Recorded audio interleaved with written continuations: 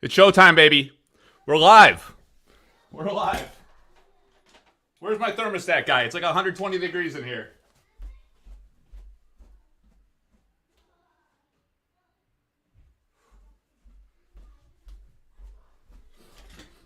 Where's my thermostat guy? Oh my god. Beep, beep, beep, beep. Can't wait, let's go. Let's go, Cosmic. Card Art Chris G? What's up, man? What's up, Card Art Chris G? Agent Paco. Here we go. We got company. Rook. What's up, man? 7 whole people. All right, let's see. We got to get overhead cam going. We got some goods to show. Uh-oh. Already being pinged.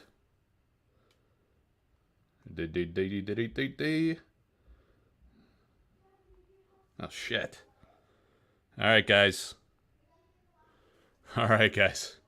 We got trouble. Daniel Huffman, what's up, man? Huh. All right, I got to put out some fires real quick. And then we're going to get rolling, I think. Hang on a second. Might have to expedite the intro. Waiting for instruction. All right. The wife's texting me. It's never good. It's never good at all. All right. Hang on. Present. Extra camera. That one. Slap it up there. All right. All right. We might have some emergency new plans. Is that coming across inverted? No. That's good to go. Okay. That's good. Shit. All right, guys. Got your tickets for Vegas? Who's going to Vegas? Matt Conch. Matt Conch. Role-playing session at 1. What does that even mean? All right, guys. We got, let's do a little one of these. Hang on. Go like that. All right. We got the overhead cam. We got some strangely dim lighting for some reason. Let me do some adjustments. And we're going to do a little show and tell. So what we're here for... How's the audio, by the way? We good? We're going to have a sample pack break. This is a sample pack.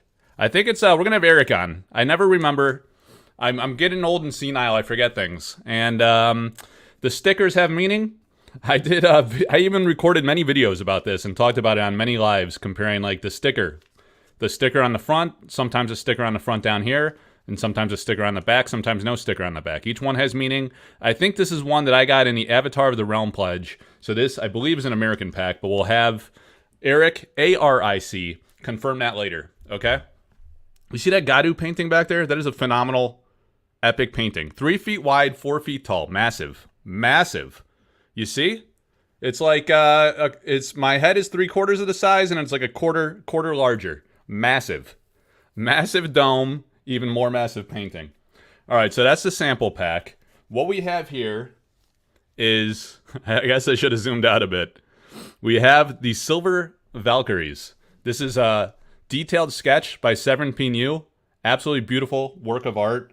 And the, where did I put the artist proof for that? The Silver Valkyries. Look at this bad boy. Absolutely beautiful. So you know that it is a alpha artist proof because it has the square corners, right? And then the painting on the back, they come blank. So she painted this from scratch. This is number 6 of 25. There were 25 copies given to the artist, 4 copies given to the Avatar of the Realm top Kickstarter pledge backers. Absolutely gorgeous work of art. That's live for auction right now, ending at 8 p.m. Eastern tonight. All right. So we covered that one. We put that aside. It comes with the sketch too. This one we already did. This was amazing. So she did a few special ones with these sketches recently. This was the Stone Gaze Gorgons. The Gorgons, really popular artwork in alpha with the snakes in the hair. And there it is.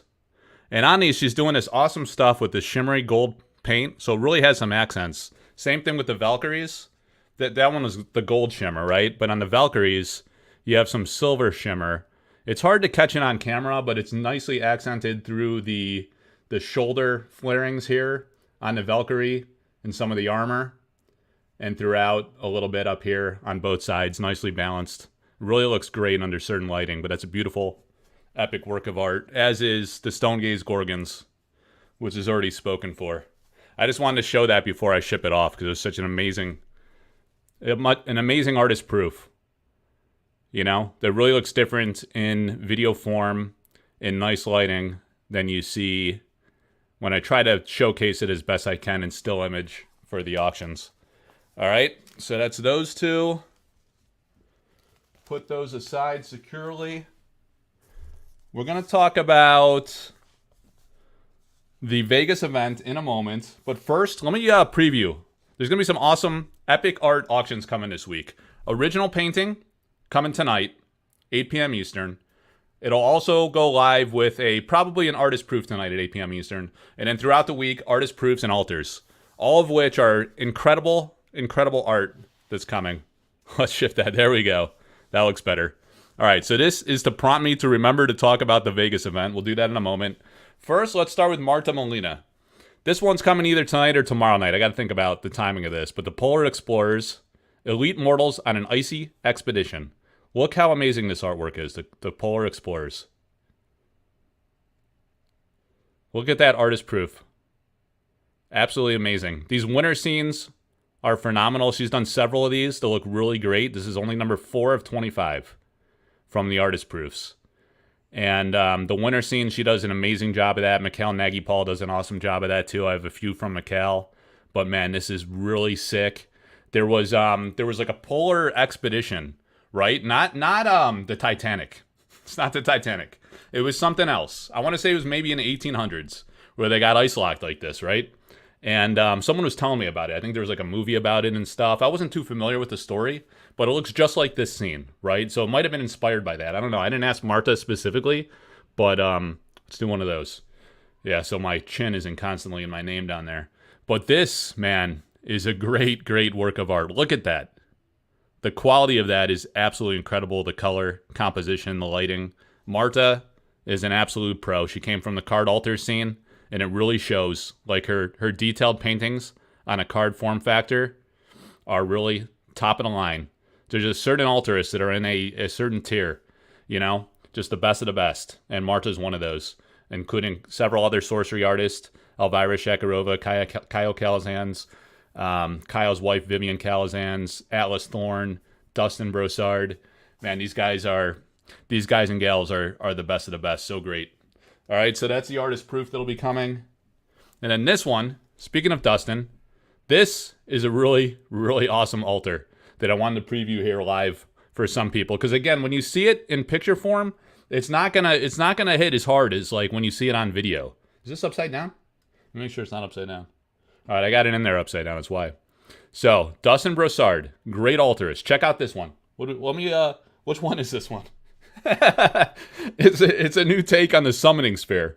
Mikhail Nagy-Paul's summoning sphere, completely reimagined. You know, when I do when I offer altars with the altar artist, I always insist that the altars be completely reimagined, retain nothing from the original artist, to respect their copyright, to respect their original vision of their version of the card, and to let the altarist claim it as their own or reimagine it as their own based on whatever, the card title, the gameplay mechanic, whatever inspires them. I don't tell them what concept to do, which is great because they have their own creative visions and it's a form of artistic creative expression, which is what makes art great. So here you go, Dustin Brossard, Summoning Sphere. Epic. So we got the old gray-beard wizard summoning from the sphere. And again, it's such a great job because it's largely dark, but you have this light source from the sphere, right? As if it's summoning something. And it's illuminating the table or hutch, whatever he's leaning over here. Use your imagination. And it's just, it looks just absolutely incredible. Like a full-scale painting or even like a picture. I mean, the quality, the detail is unbelievable. And the lighting is just so great. Usually, quality, detail, composition, the storytelling element of it, the lighting, these are all factors that really separate the best of the best of artists. So that one is incredible. And that'll be coming sometime this week, maybe over the next few days. So let's talk about Vegas, guys. The art card, right? This is the Alpha art card. I'd love to see one of these in Arthurian Legends, but we don't know if it exists. We'll see. We'll see what happens. I really don't know what's going to happen. I'm hoping Eric thought to do that, but I love this aspect of Alpha. This tribute to the artist is my favorite card. Favorite real card, you know, as opposed to the paintings. If I had to pick a card, this would be my favorite card. Because this is a beautiful tribute to the artists. And when I went to the IX art show last year, I had each of the artists that were there sign on the card. We went to dinner, all of them, and I had them sign right on this artist card, which is really cool because it creates like a memory of my experience there and meeting them. Some I had met before, some I had met for the first time, so it was a really fun experience. So we don't know if it's in Arthurian Legends, but I am taking an active role working with the lead coordinators of Vegas Sorcery Con.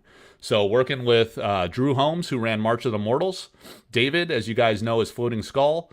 And who I'm working most directly with is Alex, who is the other guy who coordinated Seattle Sorcery Con. So many of you guys know the great bearded one, Alex. You've probably seen him. You know, if you've seen him, he's a recognizable guy and a bit of a character. So he's been in charge of art detail, and they reached out to me and asked me to leverage my relationships and connections with artists to try to lock in some artists as soon as possible so we can make that announcement. And there will be announcements coming soon. There's been a couple artists that have definitively confirmed, a couple others who I'm going back and forth, answering questions for, trying to work out the logistics. One aspect is the budget. So budget for artists, typically you like to pay for the artist's airfare and their hotel to get them to come out to the show. And sometimes you comp them the booth, you know, you don't make them pay for the table so they can vend and, you know, do signatures, sell proofs, sell original artwork, original paintings, whatever they want, you know. So we're trying to do that, but it's like correlated to ticket sales. We've sold about 100 tickets for the Vegas Sorcery Con. So it's really important, you guys, that you book your tickets as soon as possible, because that is going to influence the budget that I have to bring out artists to the event. And I don't want 3, 4, 5 artists. I want like 10 artists, you know? I want to make a huge splash. I want Vegas to be absolutely incredible and epic. I want to get artists coming from overseas, internationally from Europe. We have some leads there. It's difficult, you know, because they could hit the easy button and go to Spiel in Germany. So I'm really trying to entice them and pitch them the once in a lifetime first ever Sorcery Con in Vegas. It's going to be really epic.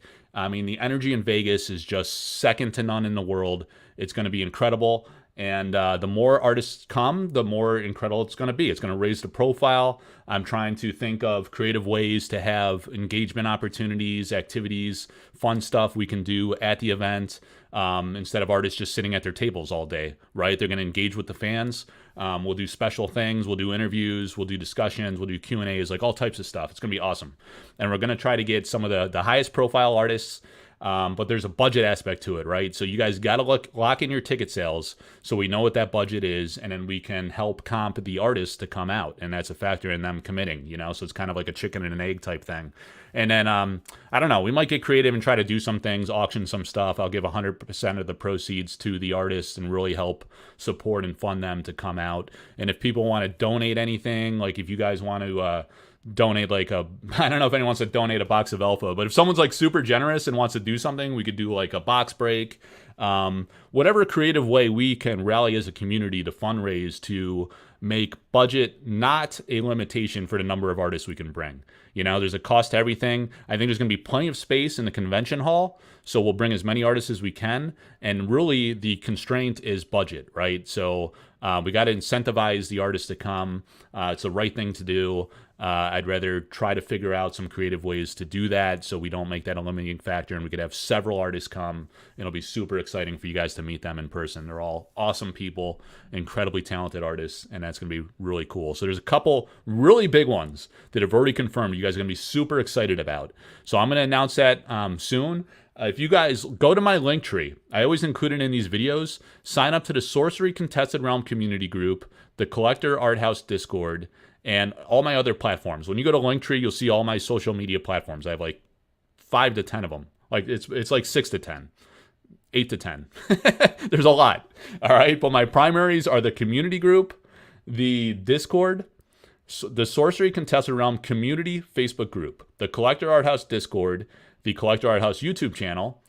I got the Collector Arthouse website. I don't make announcements through the website as much, but you need to be signed up to those platforms because you're gonna hear a first reveal of the artist on those platforms, and then it'll get perpetuated on all the other platforms. And I'll include links to where you can go buy tickets for Sorcery Con and all the details you need every time I make an artist announcement. And I'm trying to get some big time artists, guys. You're gonna be super pumped. All right.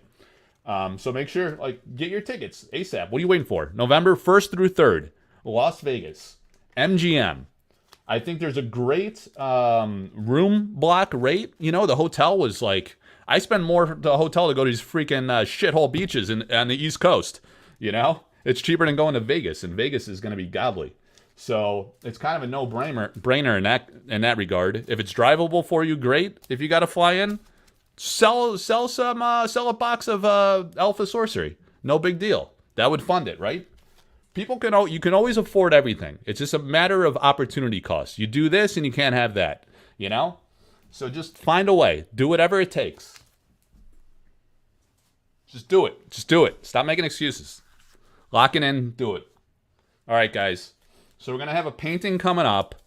Not this one. This one will be coming up sometime in the next few weeks. But speaking of Marta, right? We got the Polar Explorers. The Polar Explorers, baby. Look at this freaking Polar Explorers by Marta. Such a great artist. And it's really hard to get a Marta original painting because she sold them all, I don't think she has any originals left. They all sold. So it's very rare that people resell, right? So what we're going to have here is the airship. And this is just on the bag, right? I could take it out. Should I take it out of the bag? I don't want to take it out of the bag. That's enough. You guys can get an idea. But look how beautiful and colorful this freaking airship is. It's a real nice size. It looks like it's about, 8 by 11 or something like that. But it's a gorgeous painting. And this works. It's a great size, because when you put a matting on it, typically you'll do at least a 1 to 2 inch matting if you decide to do a matting.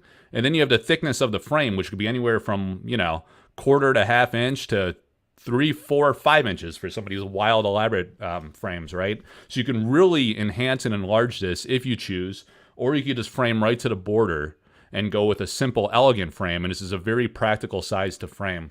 But it's a beautiful work of art. I think is the airship an elite in the game?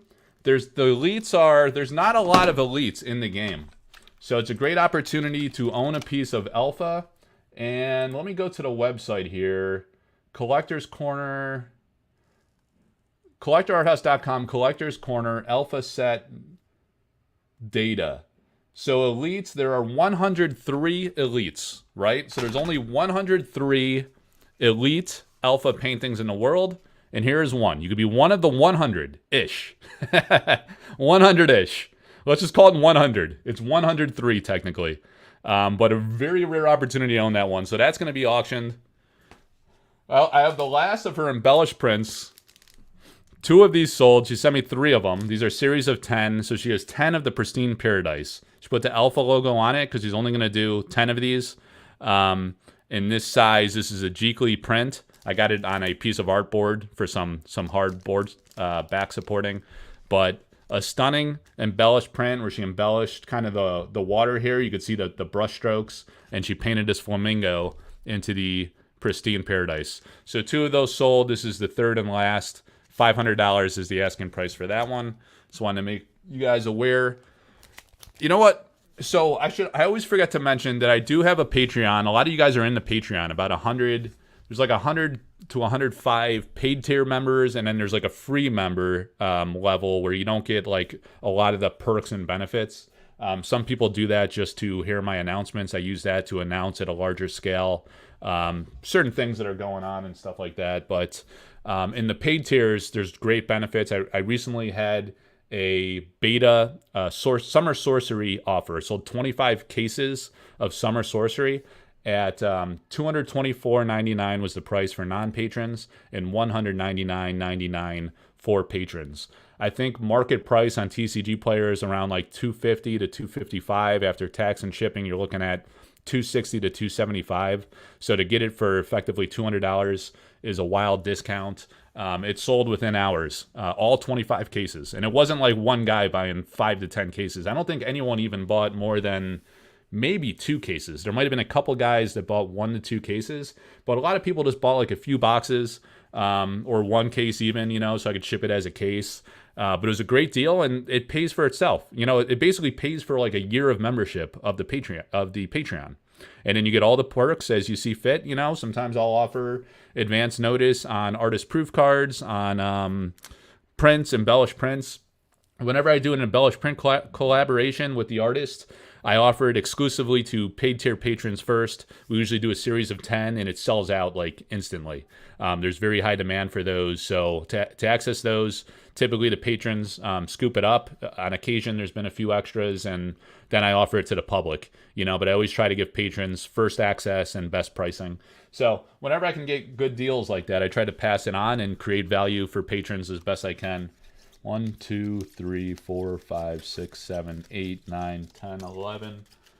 So that's the Patreon. Just go to patreon.com and Collector Arthouse. Do a search for Collector Arthouse. You'll see it. There's multiple tiers. Someone was telling me that like the $10 and $15 tier was sold out, so they would have to sign up at like $20 or $25. So I'll open more slots probably at the whatever the lowest beta. I had like an alpha and a beta strategy. So I'll open more slots. 1, 2, 3, 4, 5, 6, 7, 8, 9, 10, 11, 12, 13, 14, 15. I'll open more slots. I know like sometimes 20 to 25 is a lot to pay for people, but you want to support and you want to have access to those perks. So I think it's fair to open more of the beta slots. So I have an alpha and a beta tier. Alpha is the people that really got in early. I strategically designed that from the get-go, assuming that my platforms would grow and interest in the Patreon would grow as I'm able to offer more value and make more connections across the community to get deals like that, get access to product that's hard to get, or selling sealed product. I mean, a lot of my stuff is art-centric, right? But I tried to offer sealed product because that appeals to everybody more broadly, and it's kind of a win-win to give back in that way and reward the patrons. So I'm going to continue to do that. I'm going to partner with the stores I partnered with for beta. When beta came out, we sold over 500 boxes of that. We got a very large supply. I made sure I could by partnering with 2 stores, and for Arthurian Legends, we're definitely going to do the same and offer the best possible price we can within whatever rules Sorcery imposes on advertising price and stuff like that. So patrons always get the best deal. All right, so we got 15. Couple other things really quick. I gotta label those. Yes. All right, tonight, guys. Tonight, we're going to kick off the artist proof that I talked about, but also a rare opportunity at a freaking amazing original painting. So if you guys came to my booth at Baltimore, you got to see this live in person. And a lot of people were blown away by this painting. There was actually, I showcased several paintings. There was the airship. A lot of people didn't realize that was the original. They thought this was a print because it's like so pristinely well done. This one's going to be coming over the next few weeks. There are a couple I wanted to offer first. And this is the one that's going to be up this week. So this, one of the most popular artists, I'm trying to get him to come to Vegas Sorcery Con. And I think he's pretty interested because he lives in LA and he's never gone to shows like this. He sells his work on Instagram, and he's somehow made a career out of that. And it's not surprising because his work is great, but usually when you are not published that much really at any kind of large scale, just trying to do your own thing, selling your own artwork on your own social media platforms, that is very, very hard to do. But this guy found a way because his work is so great, and he caught the eye of Eric, and now he's like one of the most popular artists in Sorcery Alpha. He's been very, I don't want to say stingy, but he's been like smart about holding back on offering his alpha paintings. So some have sold because people have been giving him deals he couldn't refuse, like really high offers and really great, compelling offers. So thank you to those that are supporting artists. That's really awesome and great to do. But he's not really letting these alpha paintings go. This particular person made him a really good offer, but he has to resell this one, right? So he approached me and he let me showcase this at my booth at Baltimore, and he said, hey, let's auction it, offer it up to the people that are having trouble accessing art from this artist, and it's gonna be a really great opportunity for Brian Smith, Whirling Blades. Look at this thing. Look at it. I won't be able to fit it into the screen because this is a big painting. And there's terrible glare. I apologize. All right, so let me move the lights. This Whirling Blades, guys, is absolutely sick. And when I post this, I'm going to remind you of an article that I wrote of a behind the art. I did these behind the art features on collectorarthouse.com where I worked with many of the artists to showcase the stories behind the paintings, you know, and now the sorcery team is starting to do that. I noticed Chase started like writing articles for these reveals, which is phenomenal because we get to see, just like I did the behind the art features and the interviews I did with the artists on collectorarthouse.com, you get to hear the stories of how they came up with the concept. What was the art direction from Eric Olofsson, the game creator, co-founder with Nick Reynolds? And then how did the artists interpret that into their story and their vision for the painting? So I did one on the Whirling Blades. And what's really fascinating about this is this is the original painting, right?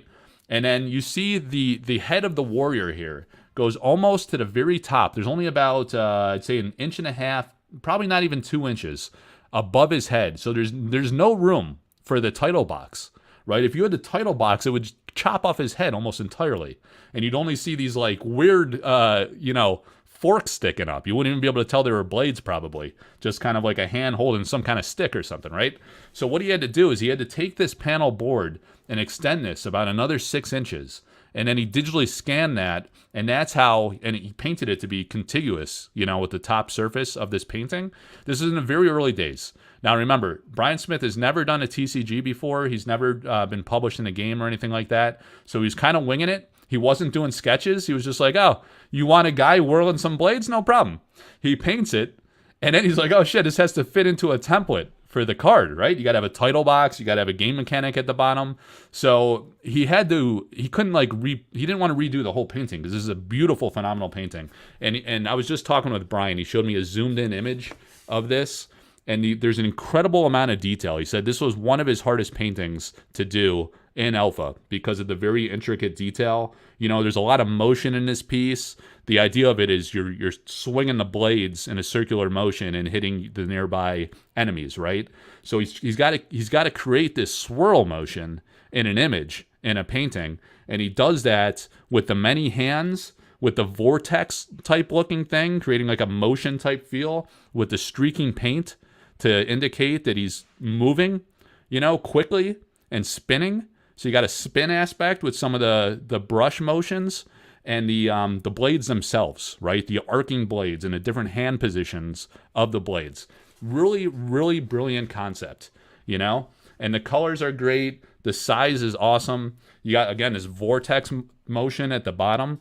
So what he did is he painted another 6 inches or so at the top, and then he took an image and digitally made that one card, and it looked freaking awesome, right? This is an awesome card. It's a powerful card in the game, and it's just an incredible painting. It's on this cradled panel, right? So look, it looks like it's unframed, natural, and in a way it is, right? But it's on this cradled panel. You see the thickness there? And then in the back, you have Brian Smith, Whirling Blades, Sorcery Contested Realm 2019. And then you have the hanging mount, right? So you can hang just like this and go for the very natural look. You see the cradled panel? This is a hardboard. This is the painted board itself. It's on a hardboard, right? And then signed by Brian on the back. All caps, like a stud, No cursive required. It's all caps, Brian Smith, statement maker. And there it is, man. You can just hang it just like that. Or you can add a sick border on this, and that would look incredible too. It's really like a personal preference, personal taste type thing. All right.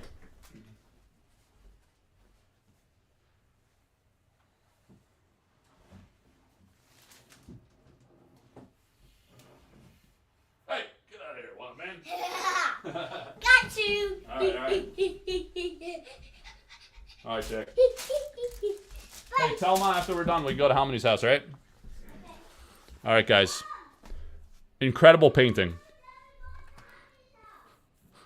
Mike does deliver fast too. The message or the shipping? I'm trying to loosely pay attention to chat, but if I look at it, I lose my train of thought and I get distracted. So we got that. Guys, that painting is fucking awesome. It's freaking, I don't know, man. It's just incredible. I kind of want it. I always want it. All right, guys. And then I brought several prints to Baltimore, and we have a few left. So a lot of people, they don't go, they're not on Facebook. They're not on, I'm always surprised, you know, people aren't on Facebook and they're not on Discord. So they discover my stuff through only YouTube. They don't want to be on these social medias, right? So they don't see that I'm posting that I have stuff available. So another reason, join the Patreon, because I'll announce the inventory of all the stuff I have from the many. I've worked with probably somewhere in a range of 15 to 20 artists out of Sorcery. You know, the alpha. There's stuff everywhere, guys. I'm losing stuff. Out of like all the artists, you know, I've worked with almost all of them, right? So it's a lot to track. And I try to leverage my platforms. I'm very active on the Facebook group and Discord. But I also am leveraging my Patreon now to make sure people are aware of what I have available from all the different artists. So these are the Elemental Avatar prints. You can see they're very nice size.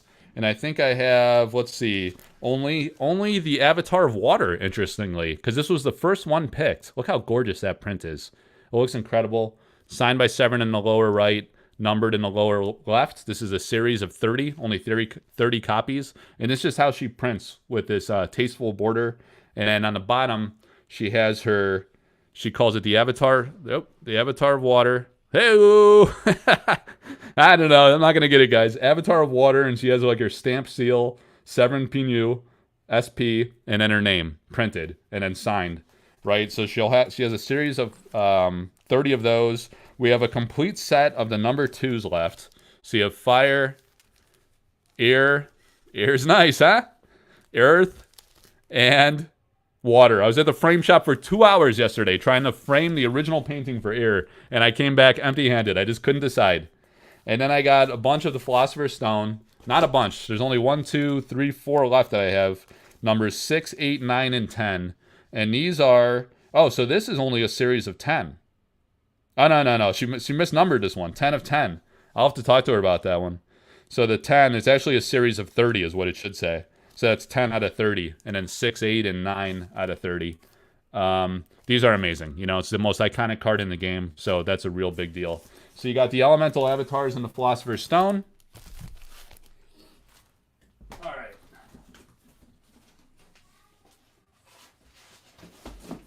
Put those bad boys aside. Last but not least, I tried to keep this to 30 minutes. And we almost got there. What do I have in here? All right, guys. Vasily Ermolaev. Vasily, there's a whiteboard border, so it's hard to see, but it only goes to about this size. It's still pretty large, comparable to the Philosopher's Stone and Elemental Avatars. But these are from Vasily. Vasily's in Russia. It's very hard getting things in and out of Russia, sending money to and from, all this types of stuff. So these are the first prints that he's offered. These are not numbered prints, but they are signed by Vasily in the bottom. And the cost is reflective of kind of his cost to print, his cost to ship to the U.S. So we're asking 150. Was this 150? Yeah, I'm trying to think. I'll double check that. It's either 135 or 150. I might have put this in the box of the Donnybrook in. He had Donnybrook. So he had Donnybrook in. He only printed 3 of each. Donnybrook in, Boss Troll, and the Grim Reaper. The Donnybrook and the Boss Trolls are sold out. This is the last print I have from Vasily. I think this is $135. I'll double check that if anybody's interested. But that's a beautiful print of the Reaper. Just let me know. Hit me up if you're interested. You can DM me on Facebook or Collector Arthouse. Again, go to the link tree. By the way, like the video. Throw me a bone. Drop a comment even. No one discovers videos that are lives, you know? So throw me a bone. Like the video. Drop a comment if you like what I got going on here. And then lastly, Time Stop. Not in the game yet. We don't know if it's going to be in our Therian Legends. But this was commissioned, man, back in 2018, 2019, something like that. It did not find its way into alpha. We did pull the sample card, which was incredible, of this. It's a gorgeous artwork. This is a very large print. It's bigger than the others that I just showed. This also is a series of 30, and I have several of these And it's just beautiful. So these are $300 because they're larger. It's a high quality print, absolutely stunning looking. The beautiful time stop. I have a feeling that's going to find its way into the game sooner or later, and it's going to be an incredible card because it has. We saw a sample card version of it with a very interesting card mechanic that I think I actually talked to Simon about it at Baltimore a little bit, and he was telling me about like this blowing a dandelion type thing that kids do, and he was talking with Eric, and Eric was saying like it probably needs some additional support in the game, so as they roll out additional expansions and whatnot, it might be more viable to have that in the game. All right. So I don't know if that means it's in AL or it's maybe a future set. I don't know. All right, guys. Yeah, the playmat. You love the playmat? So this is, I forget where I ordered this like 2-3 years ago. It's very interesting because now it's coming out in Sorcery, 4-player mat. They're using this artwork from the Frazetta estate. But yeah, it's beautiful. I love this like kind of surround and this shadow figure of the Death Dealer. It's a great playmat. I remember I gave some of these away a couple years back in the early days. I think I sent one to Hane from Wizards Den. You might have seen it in his videos. And a few other guys. Just random fans and stuff. All right, so what am I doing here? I need to get the Wheel of Names ready. We're going to do the sample pack now, guys. 36 minutes, not bad. All right, so we're going to do a sample break. And I need to, let me see, Eric. I need to invite Eric on.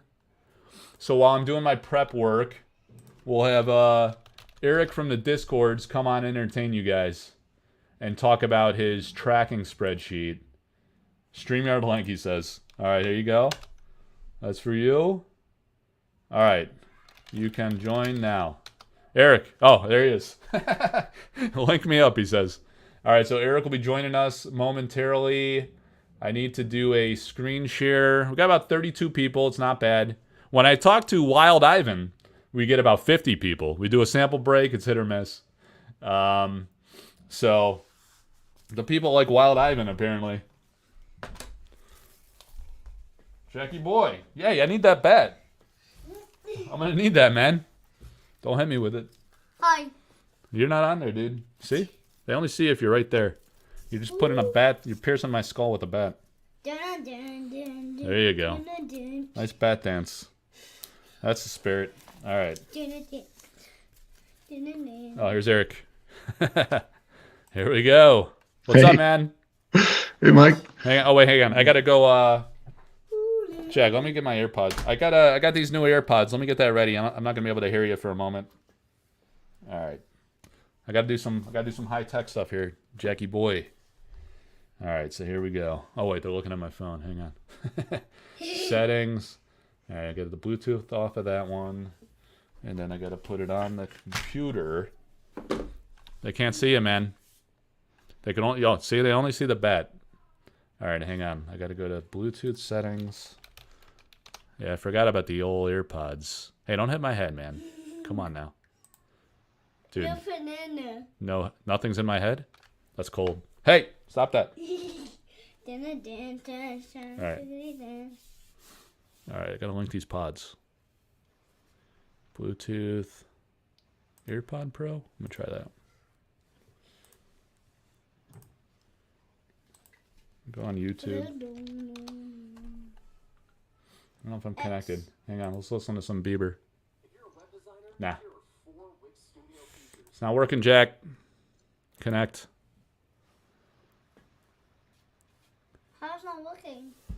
I gotta get the AirPods going. I could go old school AirPods, but it's like got a whistling sound in my ear the whole time. It's devastating. It's highly annoying. All right, hang on a second. That didn't work. All right, we're gonna remove that device. That's what we're gonna do, Jack. You ready? What? How do I Sit down? No.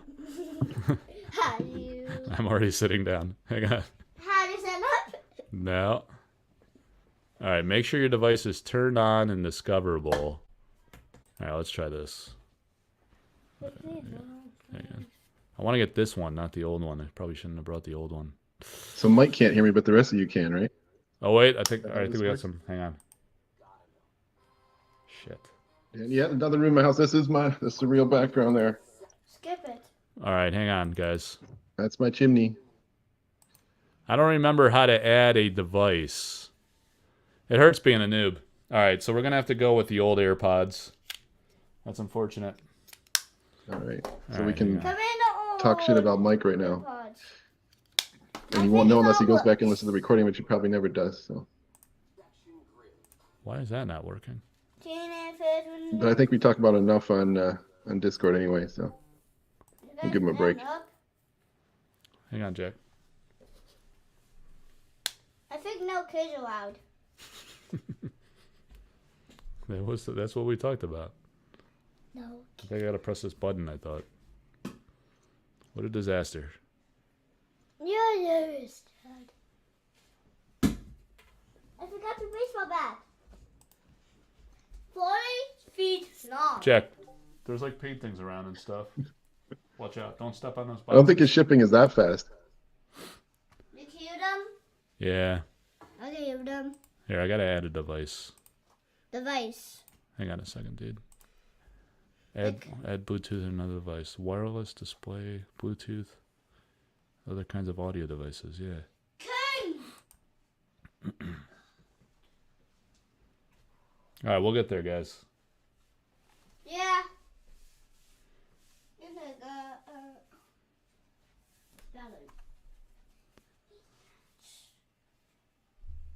Who knows, hang That'd on, be guys. interesting. Where Mike and I could have like parallel audio streams while he opens the packs. That'd be kind of fun. How do you guys, how do you connect Bluetooth devices? Shouldn't be this hard. Here, take this one. Can you take this one in the other room? Which room? Just take it out in the hallway for a minute. Maybe it's causing interference. We're in the hallway? Yeah, in the hallway. All right. Let me try this. And then the roots thing. You mean the We're in the hallway. what are the rules for? Like where they? Oh, is that you mean the mulligan, the new mulligan stuff? I mean, you can still mulligan for roots. Then I can hear You just them. can't mulligan for spells at No, the I same can- time. And then there's or you mean like the rules? I think Hey. there were new rules on the. No, they're asking Bad. rules I on don't the know new why. tournament, the fifth I don't know why this thing isn't season connecting. tournament.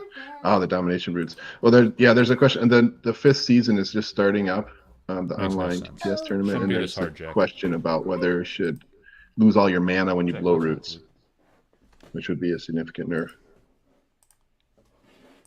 So maybe I don't know. that's Can the you way- hear Eric? Can you hear me? I can hear you. Yeah. Should I Is type the it audio here? like terrible for people? Because I'm hearing you through the computer, so there's probably like terrible feedback. These AirPods aren't working. You're not How is it for viewers? It sounds all right. All right, we'll just roll with it then. I'll go no AirPods. No AirPods. You can hear us all right, Eric? Yeah, I can hear you.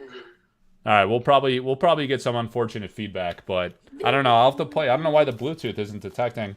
I just got new AirPods because my last ones were kind of like on their last leg. So, hey Jack, go downstairs. I'll come down in like 15, 20 minutes. That's too long. I know. It'll probably be faster than that. Don't worry. That'll be a new record. It'll be like an hour.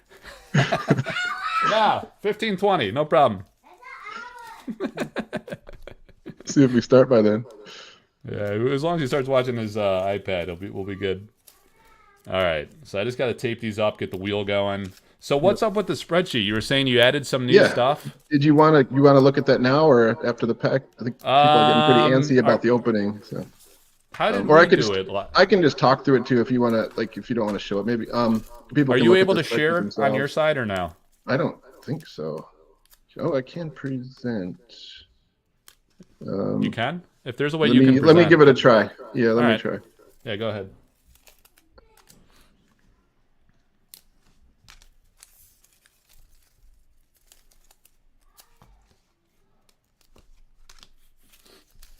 All right. Well, we'll see. I think this is the one I want. Okay, is that working? I'm not seeing it. Oh wait, hang on. I see it come up backstage. How's that? Everybody see it now? Switch to my StreamYard link. Okay, yeah, I'm seeing it on StreamYard. So I think they'll get to it in a few seconds. So let me shrink this down actually so I can see more. So this is the second tab, the sample cards, which is just a list of every card with basic stats about them. I added a few columns on the right. So in L, M, N. I used to have just kind of a notes column that I mentioned a few changes to it, but now I've made it sort them a little bit and add a lot more information about changes between the sample card and the alpha card. So you might want to zoom a little bit. It's kind of like a little small. Cool. This problem is let me hide some columns then. So I know you won't be able to see all the columns, but yeah, let me hide these columns. Might be a necessary sacrifice. Zoom in. All right. This is good. Okay, thanks. So I kind of focused on keywords as are like the certain abilities that have been shrunk down into a certain keyword. So keyword removed or changed mean this keyword was used in the sample card, but it's not used in alpha, and then keyword added is the opposite. So it's not on the sample card, but it is used in alpha. So, one of them is this firebound, earthbound, waterbound all became landbound. So the all-terrain vestments gives all of these abilities to it. There's splash damage. So I'm not going to go through them all, but you can kind of see here, block, counter, there's immunities, immortal, indestructible, lots of iron skin. Let's see how many iron skins there are. Yeah, so there's like 12 cards with iron skin on it. Wow, that's more than I thought. Yeah, me too. Wait, let's what is that? So we got battering ram, gilded Aegis had that. Wow, Maze Minotaur, iron skin to the bear. Okay, that's cool. Yeah, that's a nice subtlety because some of those are. Let's see, you got tough turtles as an ordinary. That's the only ordinary that had it. Yep. That makes tough turtles higher profiles. Some people love that artwork. I always find that interesting that's like a popular artwork. Sedge crabs, people love that one. So you got a few exceptionals. Yeah, that's cool because the ordinaries and exceptionals are a little more accessible. It's very unlikely to pull any of those elites. Those to have the elite and the iron skin is like really insane. Yep, can't all be lucky like you, Mike. I have had some insane luck. I've had some bust boxes though too. Oh, thanks, buddy. You did great work. There's also what else? Unsummon, interesting. And then keywords added, it's maybe not as interesting, but like monument, for example, that didn't exist. To just say it's an artifact that can't be moved. Disable, death right, charge, and then a few other changes. I added some more like D20. Let me actually remove everything but the blank. We can kind of look through it that way. So D20, it's like when there's a random outcome. Now it just says, choose randomly. Here it says, it actually tells you to roll a D20. Wow, cool. Though we know that the element changed from wind to air. And so there's some cards that specify they use the word wind on it. There's a few cards that have grids. Sacred Scarabs has an explosion that actually hits multiple sites. Same with like Heat Ray and a few others. So you can kind of go through here. Oh, this is my favorite. There's actually a link on the Avatar of Avatar of Fire. It casts a fireball, and instead of saying what a fireball does, it tells you go there to use this link and go see what a fireball does. So there's actual URL printed on the card. Really? I don't remember that. Yeah, at least I've seen it. That's wild. Maybe that was only in the. I'd have to. We can double check, but I'm pretty sure. We gotta find a picture of that. That sounds crazy. Yeah. I wonder if that was in a print file or if that was actually printed on a sample card. I think it was, or maybe we can double check. If I'm wrong, I'll fix it. But maybe it was in like a pre-sample card. There's the test cards. Yeah. But anyway, that's all I wanted to show about the card sheet. All right. Perfect. We got. I'm gonna drop that one then, and let's see how to optimize this. All right, so we got that. I'm gonna have to add the wheel. I just got the wheel done, so that was perfect timing. All right. Apologies to everybody for the debacle with the AirPods. All right, let's get Eric back. All right. So let's see. We're going to shuffle the wheel. We got 15. All right, so I got to do some work to open the pack, which is always a bit of a challenge. So yeah, I was talking before how, let's see, it's not easy to switch it, is it? All right, so I got to with the extra screen, it's kind of hard to pull. Okay, maybe there's a way I can do this. Trying to get the overhead cam swapped. All right, I'll just have to do it manually, I guess, like that. So the pack, do you recall, was it the American packs that had the sticker on the front and then the sticker on the back? Yep, exactly. Right, yeah. So this was from my actual pledge, which is pretty cool. All right, so I'm going to shimmy the cards down to the bottom. Dude, Jack, I told you 15 minutes, man. You came back in like 2. What's up with that? Because I want to. Well, let me go to the tear strips slide. That should... I'll turn you into poo. Double whammy. You guys need to go downstairs. Hey, Jack, leave the bat. The bat stays with me. I might need that. Mom. I need props. What? Just watch your... Oh, God. You Are brought you Sophie about down? your computer as a pinata? Don't let him know about the axe Maybe. tool. Whatever it takes. This dude is going to whack his computer as a pinata. Guys, go downstairs. Bring Sophie. Jack. I'm being stabbed with a bat. All right. I'm going to get this under control. I think that's the most we've seen your kids on stream yet.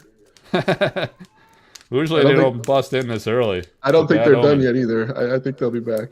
I don't know what the wife's doing. She must be on strike. She's like, I'm not watching these freaking kids for your games. I gotta hire an official babysitter. Alright. I'm butchering this pack per usual. Trying to delicately get into it to preserve it.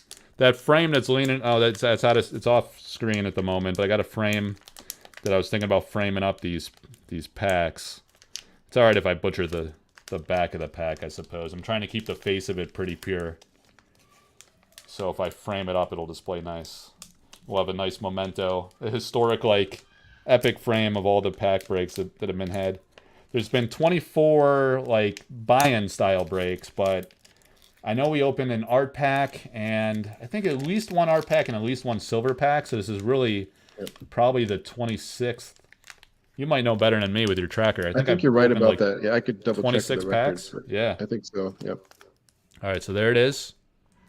There you go. The face of it looks like it's not even open. I could throw it up on eBay and pretend it's sealed. Someone will do that someday eventually. Freaking eBay. Yeah, I heard about eBay. They were like looking into doing like anonymous listings now or something like that. Sounds like a terrible idea. It would just encourage scams, you know?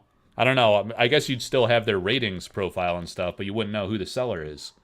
So there's pros and cons, I suppose. All right, 1, 2, 3, 4, 5, 6, 7, 8, 9, 10, 11, Not 12, sure why they- 13, 14, 15. All right, good. I want to interrupt you while you're counting there. Just wanted to make sure there Lose wasn't... count. sometimes there's 14. It's a Yep, disaster. I know that very well. So we got a 15 pack. I saw 2 Atlas cards in there. So those will be exciting. Yeah, did you figure it out? Is it 26? Oh, I wasn't going to check. Oh, I'm pretty okay. sure it is, though. I think I remember one of each that you opened. Yeah. One of each and then the 24 24, this being the buy-in 24th. breaks. That's pretty insane. I don't know how I acquired 24. There's been like a lot of bartering and people with, man, just scraping the world on all platforms to try to find people with these packs. But now they're like so crazy expensive. Like people just won't sell or they're just holding out for offers they can't refuse. So I'm trying to be careful and deliberate about. I can't like maintain an every week pace. I'd really love to open some alpha boxes again, but I don't know if there's less interest in alpha breaks.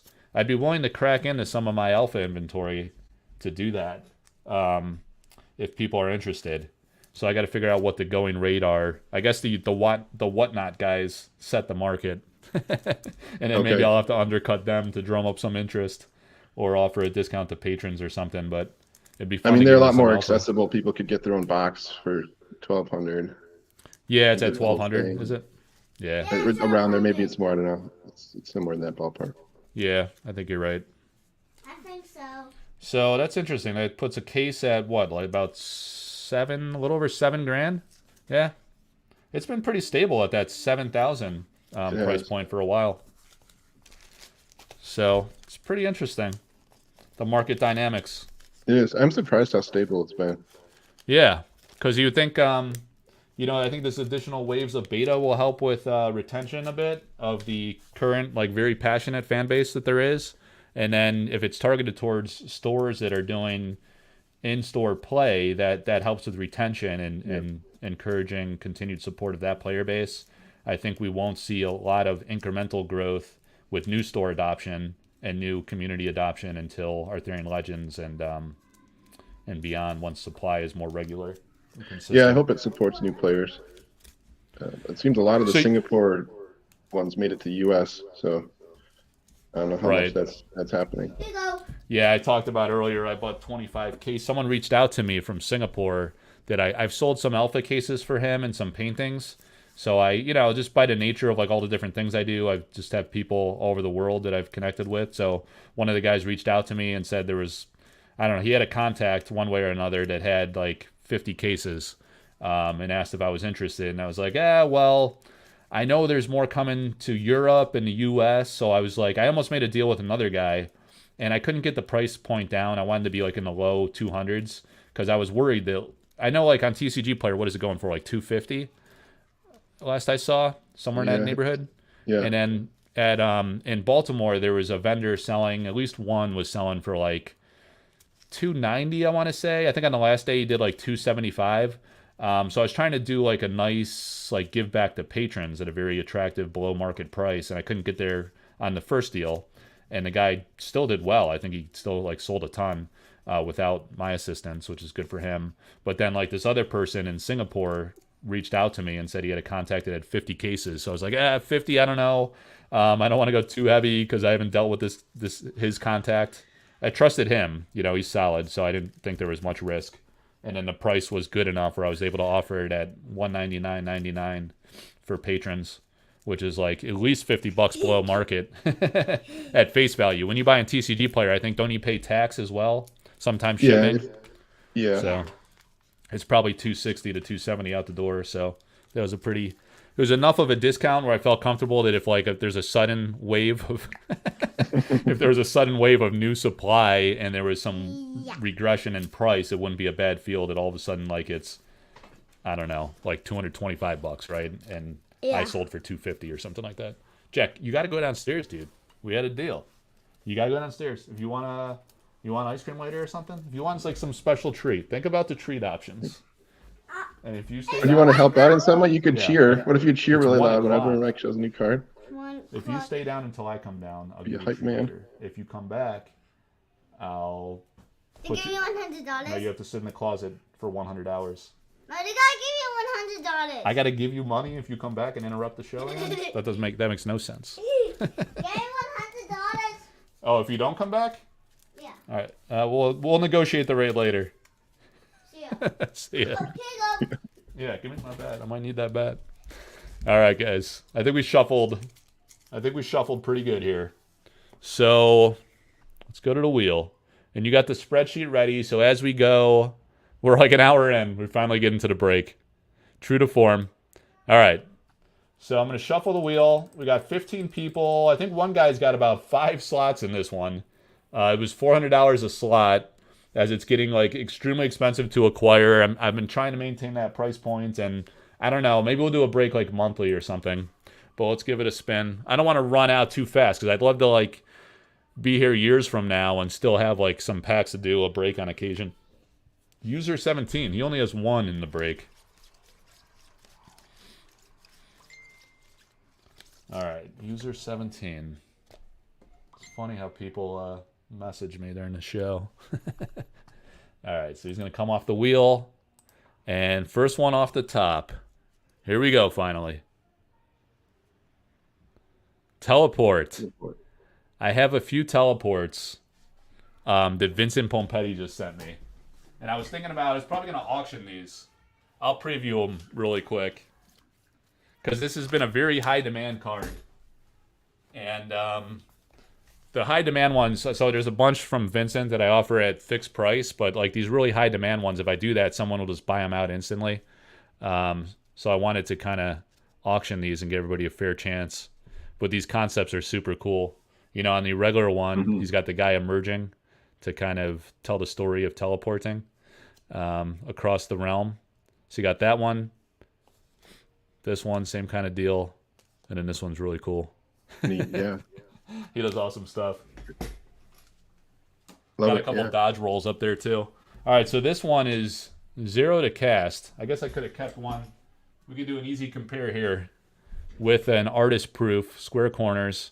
So it was free to cast, just one threshold in the early days as a sample card, and now it's 2 and 2 threshold. All right, so this was a quick magic. So this one's pretty special as a sample card. Teleport target minion to any site. Teleport an ally to the surface of target site. What is the pop on that? That's the 14th copy. 14th, not bad. So that's an ordinary card. Only 14 discovered that we know of so far. That's pretty crazy. So, I mean, what do you have a quick stat on like what is the most common, the highest pop ordinary? Yeah, I got that up. I can. Because at the moment they're more rare than curio cards. Like the data we have on curios, at least, of how many we think we've discovered. Yeah, the one I have the most of is 18, and so Extinguish with 18, Dispel, and Tough Turtles with 17. Okay. Those are the absolute most, and the smallest ones is 4 copies. 4 copies for Lone Tower, 5 copies Nethaf, Gnomes, Muck Lampreys, Raw Dromedary, Simple Village, Wall of Ice. Only 4 copies of all of those? 5 copies. So 4 of the Lone Towers, 5 of the rest. That's unbelievable. 5 copies of an ordinary. So even the ordinaries are wild because like so the breaks are 400. Sometimes people will dump these ordinaries for like 100, 150 bucks, and that seems pretty reasonable and inexpensive for given the rarity if these cards maintain relevancy in the long term. All right, Robert M.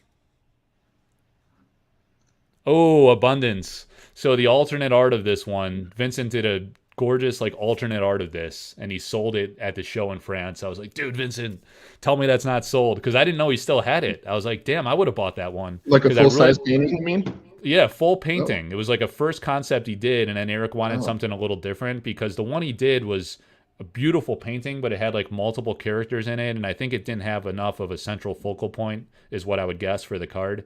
So he had him revise it, and here you see like the woman's more in the fore, you know, and it's has a more central point. But the other artwork, this one's beautiful, and I love like the detail on the building and the sunset and all that. But the other one is like really stunning. It's a great painting. I think he sold it like for a tremendous deal too. The guy, it's this guy Elliot who bought the Autumn Unicorn in one of my auctions. He's in France, so it's kind of cool that a French guy, you know, owns a few from. And he commissioned Severin for this unicorn. So he's got a great collection from Vincent and Severin out there in France, which is really nice. So this is the Elite, man. This is the hit. Yeah, that's the Elite already. That's only the second copy. Red Zone Rogue pulled one. We're way back. Red Zone Rogue? That's the only other one? Okay, so it's the first pull with those for me. silver packs. The non-pledge silver packs. And then this is only the second one pulled. Wow, Robert M. Congrats, man. This was his only card in the pack. Now the guy that got 5's kicking himself, but hopefully he'll get an awesome Atlas. There could still be some nice hits coming. Yeah, even like the ordinaries, like you say, pop 4, pop 5. That's incredible. The Abundance, man, that's a beautiful card. Yeah, about 10% of packs have an ordinary counterspell in them. Wow, ordinary counterspells. All the counter spells are huge. All right. Ghost Pants has 2. So let me grab his top loader. See what we have here. Oh, we got an Atlas coming up next. Ooh, Scourge Zombies. I actually have an artist proof of one of these that I'm going to be offering maybe within the next week or so when I could fit it into the rotation. So Matthias did like, I don't know, he must have had like 8 to 10. Maybe he had more than, at most, like 2 of each of his cards from Alpha at the Baltimore show, and he sold most of them. I think all but 3. So I took the last 3, and we decided we'd auction those. And I'm going to have a painting coming from him, too. Nice. But the Scourge Zombies was always one of my favorites from him. What's the pop on that? This one, too. Oh yeah, I need to check that. I was Yeah. taking notes, so I don't have to rewatch Oh. the stream again to figure out these. That one's at 9, so now 10. 10 10? copies. Okay. Yep. All right. That's a great artwork. He does these skeletons like so good. He was telling me, so he came to Baltimore, and then the show was Friday night. It started at an LGS, and then the main event was Saturday and Sunday. So then on Monday, he was still in town. I met him. We went to DC, and we went to the National Gallery and to look at paintings and stuff. It was really awesome because he is a formally trained artist. So he knows a lot about art history. So we were like looking at the paintings, and he was telling me about all the different genres and the different techniques and how like different paints mixed to different mediums and stuff like that. So it was a really cool experience. And he was saying that like he was getting kind of sick of doing skulls and stuff. Like just a lot of artists don't like doing commissions. I was telling him like some people were getting upset with me and blaming me for like not being able to commission artists. And I would tell them like it's not my call. Like if some of these artists are happy to do it and they'll commission it, but a lot of them don't want to deal with commissions because they don't like doing other people's ideas. They're very busy and they don't want to. They don't want the stress of timelines and this and that. And he was like, yeah, I don't want to be doing commissions at all with like the artist proofs. He just wants to do what he wants to do. And he was talking about how he would do the like a lot of the band cover albums would want like skulls and things like this. And he was like, you should hear like some of the elaborate descriptions they would give them, you know, like a paragraph of stuff, like putting them in a corner to exactly what they want. So I think it's like these artist proofs are a lot of fun for the artist to have that creative freedom to do whatever. So I was like, yeah, you got some awesome skulls in Sorcery, though. And he was like, oh, yeah, that's different because, like, Eric gave him a one-liner and he had the freedom to do what he wanted, you know?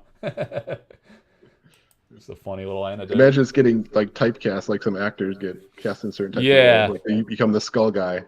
Right. And when you go to shows and you showcase your work on a social media and stuff, it's nice to have, like, show a range and diversity because then you'll appeal to other projects too, or even to Eric that you can do more if like he has a more, I don't know, thematic set like Arthurian Legends.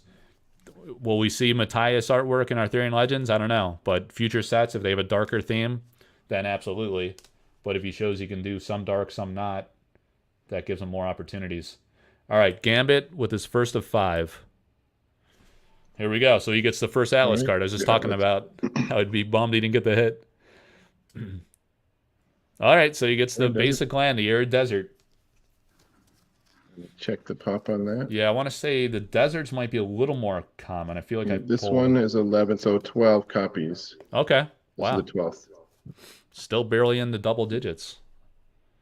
Aranja, she's doing some cool stuff with proofs as well lately, starting to paint them. All right, and altars, I think maybe. All right, Gambit again. It's going to come up a few times, having 5. So someone asked in the chat, Philip Joe asked in the chat if there's another Dream Quest. I still have one Dream Quest only. Oh, okay. There was a Dream Quest sample card? Yep, it's Source 21, whatever that was. That was, yeah. Okay, Discord post. Fargy pulled it and posted on Discord. Okay. Wow. That's huge. Drown. So I sold this original painting a few weeks back. Right, yeah. This is a beautiful, it looks amazing in person. I was really impressed when I saw it in person. Alan's stuff is incredible. He had the Banshee reveal in Baltimore. It's great artwork, man.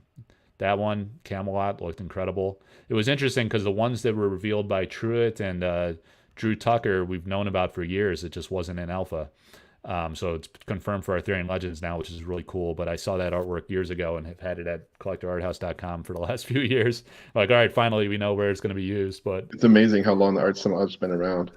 Yeah. It's and now, really like, they say they're commissioning several sets ahead. So, like, you'd think they'd only have to wait a year or two, you know, to get into the next set. But now, like, some of the ones they're doing today or, like, that they did over the past couple of years, they might still have to wait 2, 3, 4, 5 years until it sees the light of day, which must be tough as an artist. Yeah, so that's the 15th copy of Drown. Okay, very cool. So that was one of the ordinaries. Again, we're finding the ordinaries are pretty darn rare. Oh, so Philip bought that Dream Quest. That's incredible. Yeah, he's got an amazing Dream Quest collection between the sample. He bought the first artist proof that she did.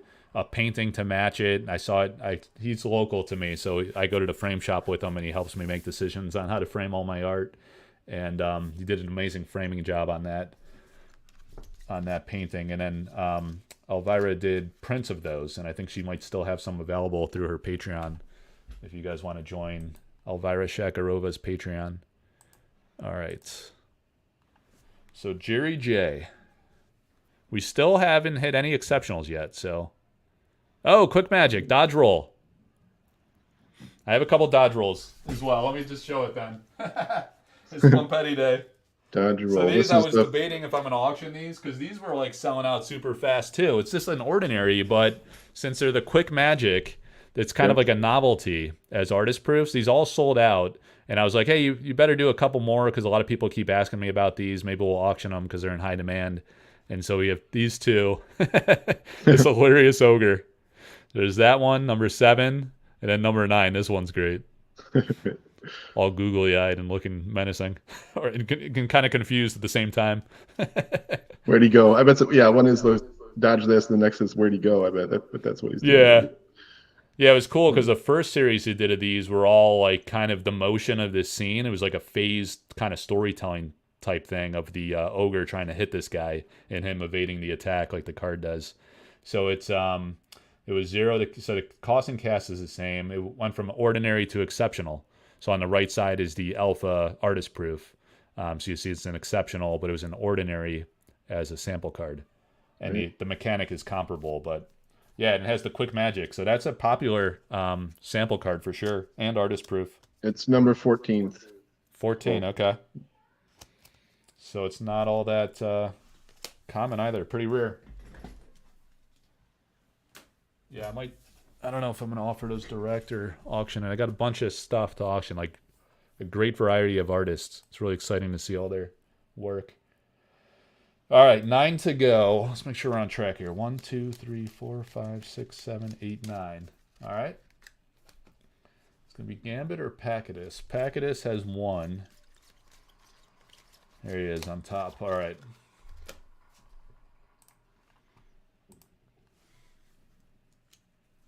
Still have a few exceptionals to hit. Oh, the Wild Boars. Yes, so this was the Beast Cycle. As Hayne profiled these. He was a big collector of these in the very early days, because I want to say the Kickstarter version was different than the Silver Pack version from Kickstarter. The Precon is different. Oh, the Precon. Okay. So there was some evolution of these, which makes these like unique in a way. Yep, the 4 Beast Cycles. They had 0 casting costs in the Precons. It's the 15th copy, by the way. 15, okay. So pretty rare and different from the Precon decks. And those Precon decks, man, there's not a lot of those out in the world, so that's pretty awesome. All right.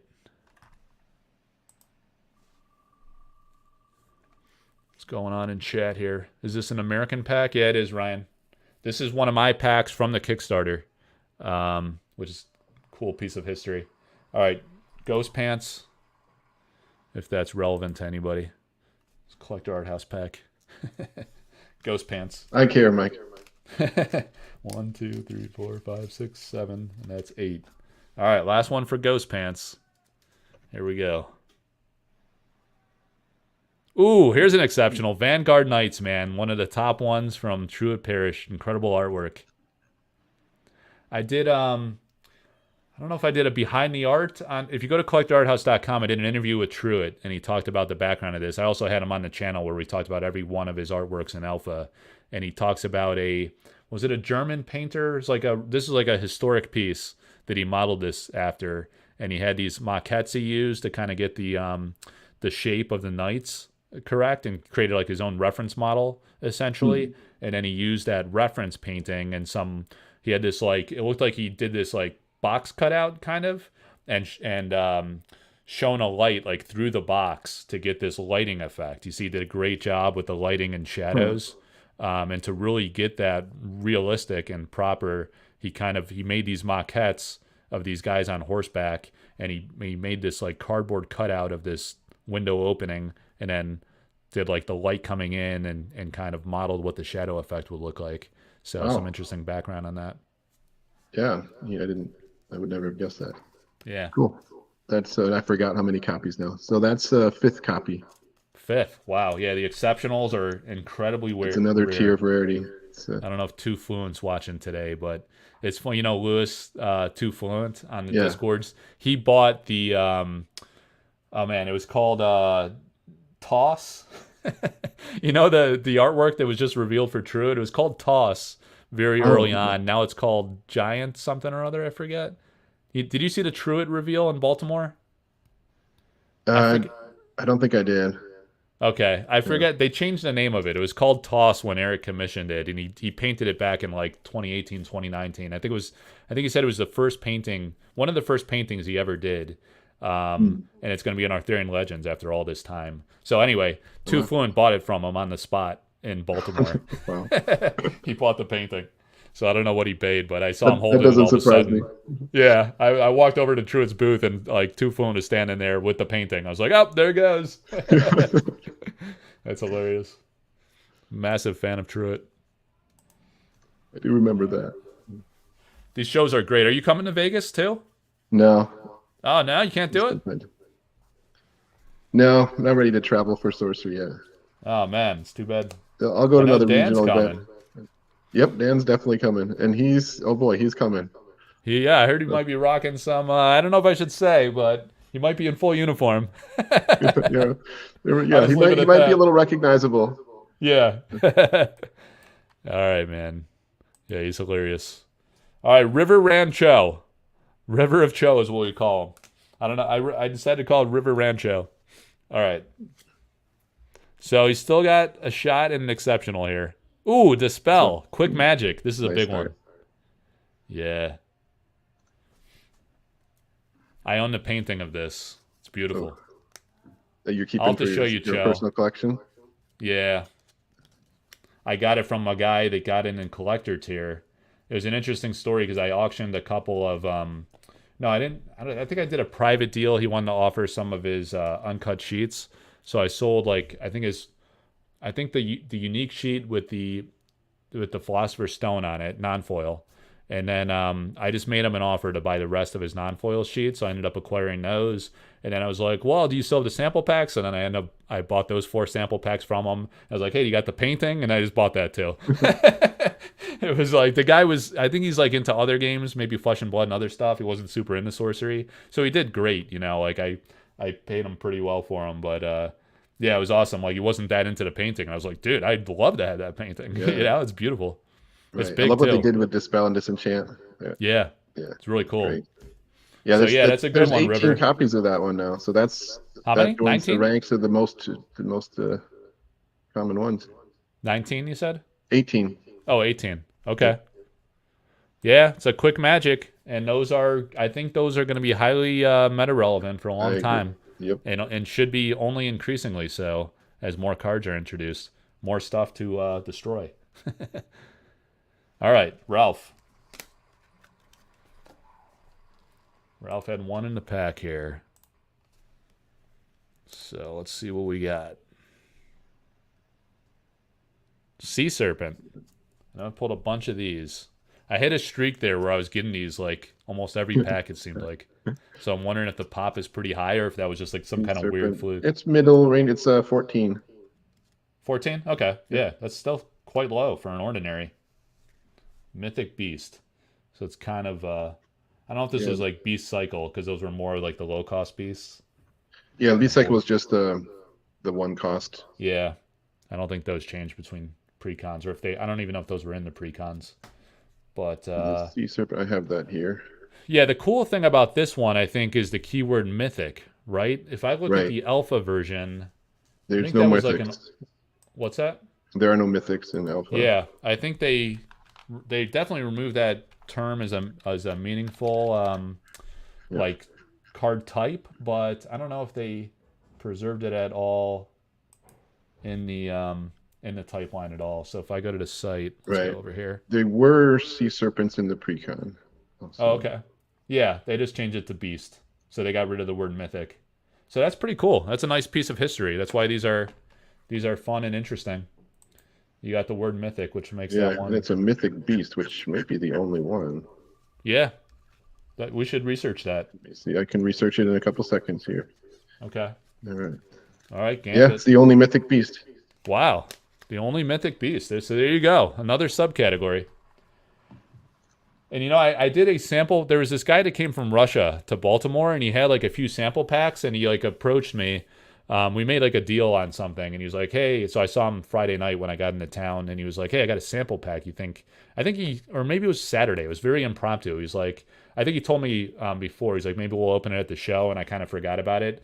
So he came up to me Saturday, and he's like, "I got those sample packs. You want to go like open it?" And I was like, "Yeah, let's go talk to the coordinators, the tech guys that are doing the streaming, and see if we can get it filmed." So there was like this breakout room, and there was like, I don't know, a dozen people watching in the room. It was a nice quiet atmosphere where they had this kind of stage and then people sitting out there in the chairs. And we went through the pack and we pulled the seasoned sellsword. And I know I got to get the data for you. I went and looked today because there's these two like 10-hour streams of the 2 days. And I just kind of like scrolled through both of them. And I did a live auction of a sample card and like a painting that Drew Tucker did of Men of Lang. And I found that was definitely recorded, but I didn't see the sample pack break. So I'm trying to reach out to the guy that was doing the orchestration of the recordings to see if that exists. Okay. Yeah. Was that a pledge pack? I think so. Like I don't think he got it from Kickstarter, but he bought it from somebody that did. So I can follow up with him and get a list regardless, but it'd be cool. Okay, Like a lot of guys were saying I'd love to go back and watch the actual opening. Right. It was fun. I mean, what I care about most is the list, but yeah, the recording's great. Yeah, it was cool because then like this guy Kyle Wilson, you might know from the Discords. His name's like Raz Al Ghul or something on Discord. Yeah. But he has a channel, and so he was like sitting and watching, and then I kept like calling on him in the crowd to look up the alpha version of it to do the difference comparison, and then he ended up coming up and sitting next to me on stage. The Russian guy's name is Nick, and then it was me, and then Kyle was like looking everything up, and he was pretty clutch with doing the research on the fly. Nice. All right, Gambit. Ooh, Spin Attack. This is a great artwork and an awesome. When he told the story on this one, it was really cool because this essence of radial violence really clicked with. He said he was trying with this blood splattering, showing the hit of the 3. It says target allied minions deal damage equal to its power to other minions near it. So it hits the nearby sites, and he's hitting 3 dragons. And he said initially these were green dragons, and he ended up repainting them red to make it really pop, and it came out great. Yeah, only 11 copies of that one. 11 copies. Wow. A lot of these ordinaries, barely in the low single digits. All right. So only 4 to go. We still got 4 cards. All right. 4 to go, and I think we have 2 exceptionals left. Okay. Yeah, it's weird. We're not hitting the exceptionals yet. All right, Dell K. Dell's a big player in the Magic scene, so it's awesome that he's into sorcery. He goes to a ton of Magic shows. Oh, all right. And this is his first break. Yeah, he owns a lot of. What's that? Is he just getting into sorcery now? Or? He's been involved a while. He bought some paintings early on because he has contacts with a lot of the artists. He has a lot of really old Magic paintings. He owns. Almost, buddy. Go down. A few more minutes. Almost done. 2 more minutes? Nah, probably like 5. No. 5 to 6. All right. The quicker you go down, the quicker I'll be done. All right. So, careful. Don't step on that. Yeah, so he owns Force of Nature. He ended up tracking down. He's buddies with Jeff Menges because they live. I think they live near each other, and they go to like Packers games together and stuff. And he had the Bazaar of Baghdad. They found the original owner of that. It's absolute grail. I don't know what he paid for it, but he found the guy that's owned it all these years, and he ended up acquiring it from him, which is incredible. So, Jack, get that bat out of my head. Don't you want ice cream later? All right, here we go.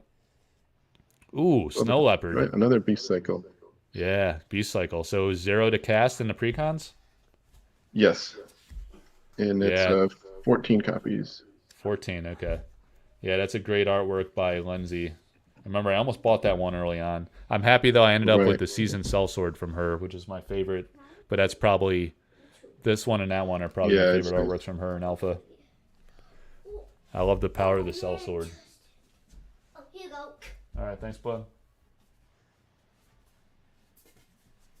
All right, go downstairs. I can play baseball. Yeah, we can play baseball later, except it's like 1,000 degrees outside. All right.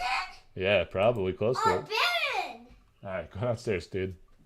I'm almost done. All right, Gambit. Gambit gets it. Did he get the other Atlas site? Did he get both Atlas sites?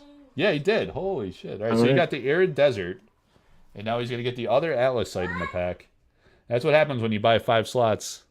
All right.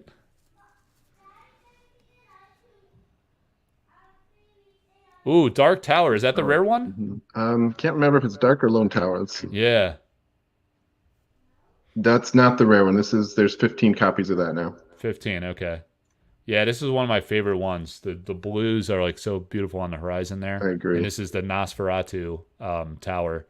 There's like a real life building that he modeled it after. Completely different take on it because he added this kind of like scenic mountainous element to it, but the building structure looks just like this. Different vantage point that you typically see online, and he did like a night dark scene for the Dark Tower. It used to simply just be called Tower, like all three of them were just called Tower very early on. In the playtest phase, I think. Yeah, but I think these are going to be pretty iconic in time because they're the basic lands from Alpha, you know? Yep, basic lands always better. Everyone plays with those. Nothing's more meta relevant than the basic lands. All right. All right. These are our last 2 exceptionals now. Oh, really? 2 exceptionals? We only hit 1? That's incredible. Yeah, I think so. So Gambit might end up with an exceptional and 2 Atlas sites. All right. So Gambit and then Dale to close it. Here we go. Yeah, Shield Maidens. Beautiful. Wow. Yes.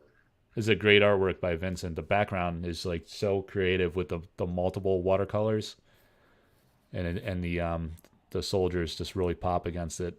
All right. Oh, and this is a really rare. This Iron only Skin. 3rd one. Yep, and one of the Iron Skins too. Only 3rd copy. Wow. What a hit.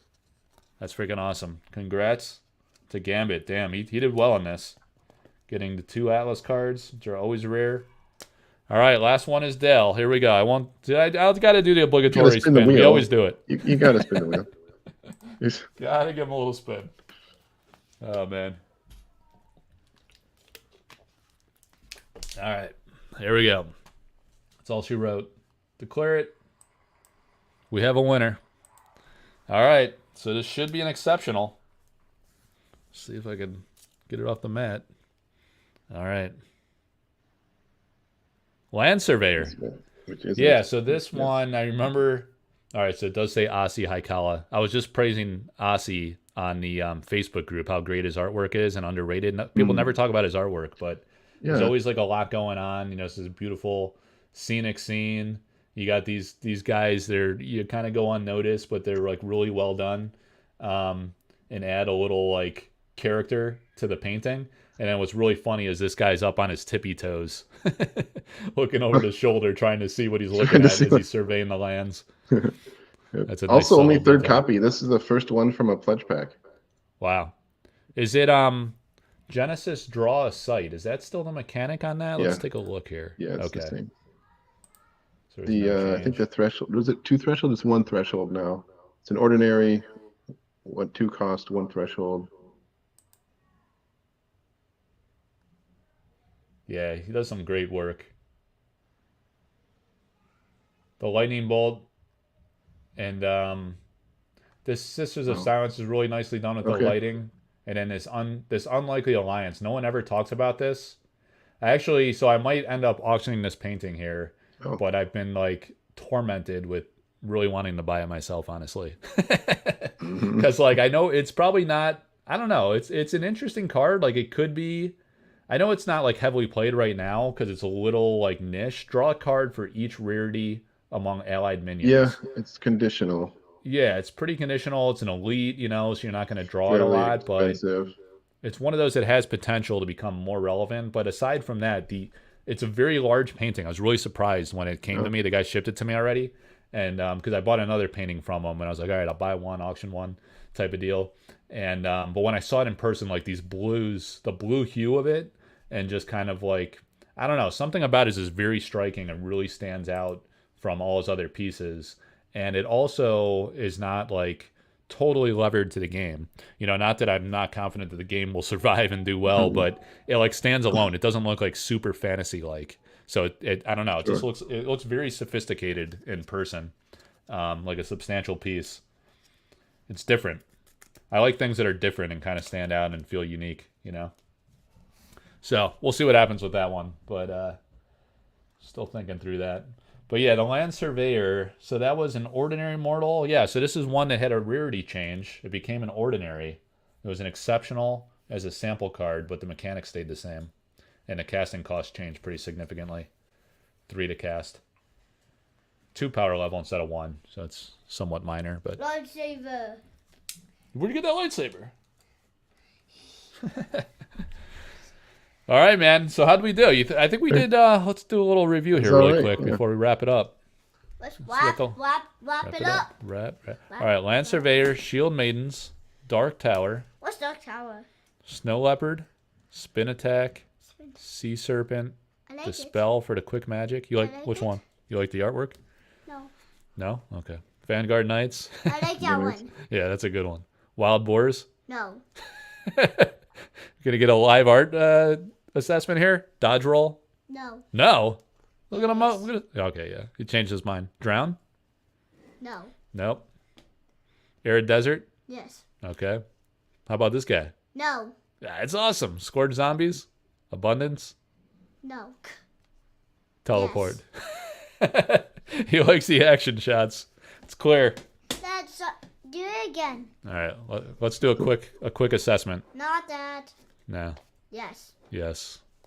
No. No. Yes. Yes. Yes. You hesitated there. Yes. Yes. No. Hey, I own this painting. Say no. I'll show it to you later. Vanguard yes. Knights. Okay. No.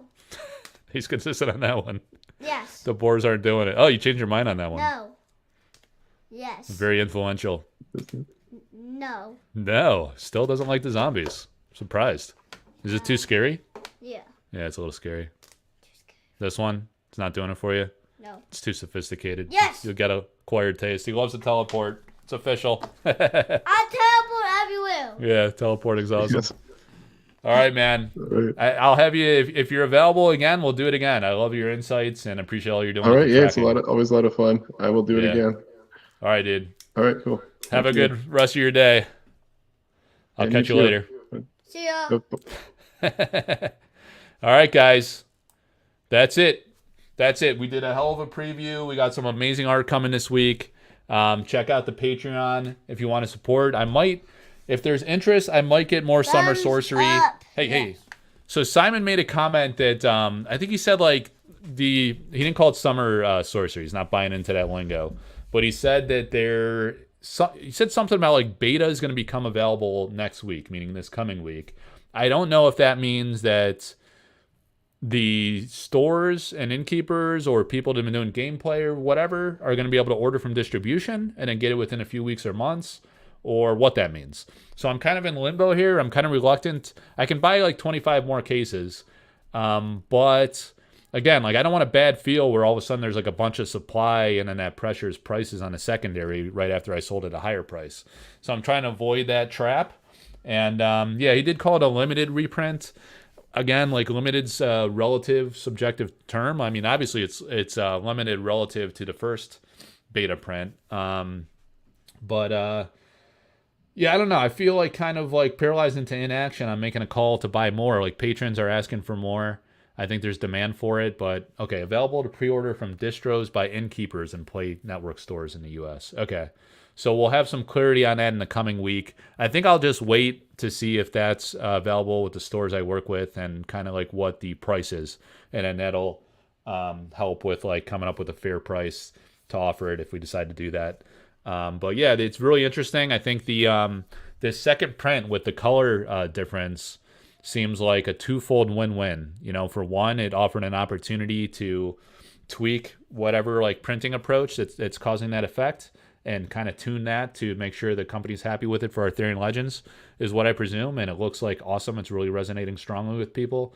So, we want Arthurian Legends to be as good as it can be, and I think that was a real win to have that opportunity to kind of test that with the beta product before you go all in on a large Arthurian print at debut. And then also it's that created a demand effect where people are now fascinated with the new colors. Some just want to get, like, some of the people that I was selling it to were just like, I just want a couple boxes to kind of see the difference. But then they see it, and then they get really excited about it. And now there's like this whole wave of set collectors that now want to collect a set of the new color difference. And then it's cool because the player base is, I think, like, some are indifferent. The ones that are just pure players and not collectors, they're just happy to have more product to play with. So they're getting that through additional supply. And since it's being targeted to the play network types and innkeepers, those are predominantly stores that are supporting the in-game play experience. So that creates an opportunity for those communities to continue to host events and play more. And then also, there was some excess one way or another in Singapore, and that's coming back, and it's hitting a mix of players and collectors. So anyway, it seems like a net positive all around, and it's resonating well, and the market's receiving it well. Hey, go get her, Jack. Make sure she's not getting into trouble. So that's the situation with beta. Arthurian Legends is heating up. There's been a lot of art reveals. Vegas news coming, so we're going to be announcing some artists that are confirmed really soon, I think. I think 2 are, like, pretty much written in stone.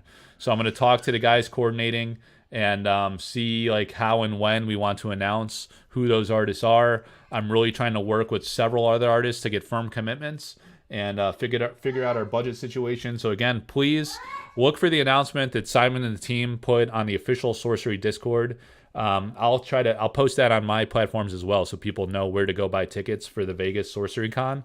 The sooner you buy those tickets, the more it increases the odds that we can have more artists at the show, because space is not a limitation. It's going to be a big venue, a big time, exciting event, but budget could be a limiting factor. Most artists want to be compensated, understandably so, for their airfare and their hotel lodging. We want to be able to offer that, or at least subsidize it to the largest extent possible. And then I'm also willing to help with auctioning any artwork they have or artist proofs or whatever, giving them 100% of the proceeds to support their travel.